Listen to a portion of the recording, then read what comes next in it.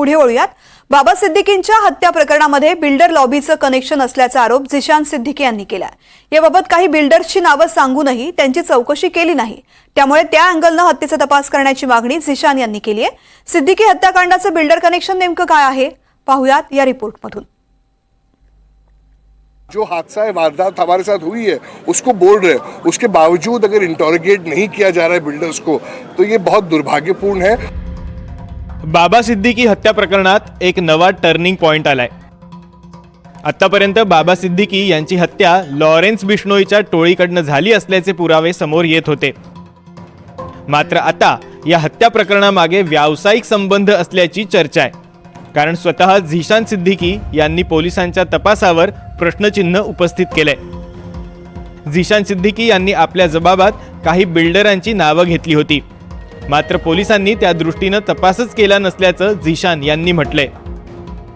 त्यामुळे बाबा सिद्दीकींच्या हत्येचं मूळ कारण लपवलं जातंय का असा संशय आता व्यक्त केला जातोय। नहीं, तुम्ही बघा स्टेटमेंट मध्ये सर्व फैक्ट्स आहे आणि मैंने जब मुझे मुंबई पुलिस ने पूछा कि आपको किस किस पे शक है, तो मैंने और मेरी परिवार ने सारी चीज़ें स्पष्टता में मुंबई पुलिस को बताई है।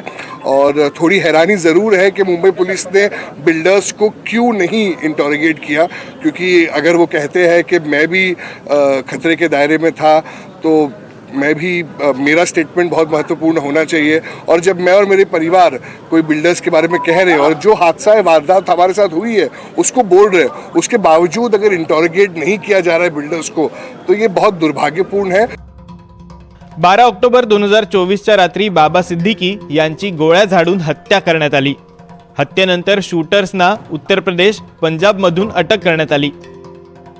शिवाय हत्येचं पुणे कनेक्शनही समोर आलं होतं। पुण्यातून शुभम लोणकर आणि त्याचा भाऊ प्रवीण लोणकरलाही अटक झाली। आरोपींच्या अटकेनंतर सिद्दीकी यांच्या हत्येची थिअरी उलगडू लागली। लॉरेन्स बिश्नोई गँगनं या हत्येची जबाबदारी स्वीकारली होती। सिद्दीकी यांची सलमान सोबत असलेली दोस्तीच या हत्येला कारणीभूत असल्याचं स्पष्ट झालं होतं। हत्येनंतर शुभम लोणकरनं एक पोस्ट शेअर केली। बिश्नोई गँगचा हँडलर शुभम म्हणतो, जीवनाचं मूल्य मी जाणतो, शरीर आणि संपत्ती माझ्यासाठी धुळी समान आहे। सलमान खान, आम्हाला हे युद्ध नको होतं, मात्र तुझ्यामुळे आमच्या भावाचं नुकसान झालं। आज ज्या प्रकारे बाबा सिद्दीकी यांच्या प्रामाणिकतेचे पूल बांधले जात आहेत, ते एकेकाळी दाऊदसह मोका गुन्ह्यात सहभागी होते। यांच्या मृत्यूचं कारण अनुज थापन आणि दाऊद बॉलिवूड, राजकारण, प्रॉपर्टी व्यवहाराशी जोडायचं होतं। आमची कोणाशी काहीही दुश्मनी नाही, मात्र जो कोणी सलमान खान आणि दाऊद गँगची मदत करेल त्यानं आपला हिशोब ठेवावा। आमच्या कोणत्याही भावाचा जीव घेतला तर आम्ही प्रतिक्रिया देऊच। आम्ही सुरुवातीला वार कधीही केला नाही। या पोस्टनुसार बाबा सिद्दीकी यांना सलमान सोबतची मैत्री महागात पडल्याचा अंदाज लावला गेला। सलमानच्या चिंकारा शिकारीच्या प्रकरणामुळे तो बिश्नोई गँगच्या रडारवर आला होता। बाबा सिद्दीकींच्या हत्येच्या काही दिवसांपूर्वी सलमानच्या घरावर गोळीबार झाला।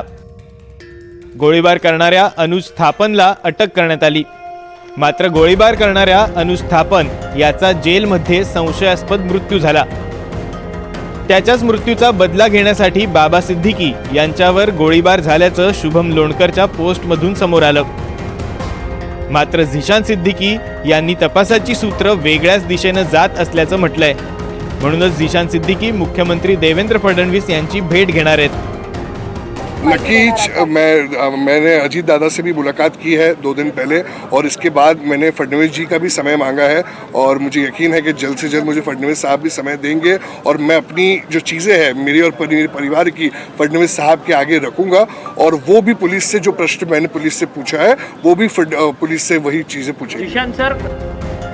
बाबा सिद्दीकी यांच्या हत्येप्रकरणी पोलिसांनी एकूण 26 आरोपींवर मकोका अंतर्गत कारवाई केली आहे। मात्र पोलिसांच्या तपासाचा पूर्ण अँगल बिश्नोई गँगच्या सलमान विरोधातला बदला याच दिशेनं सुरू आहे।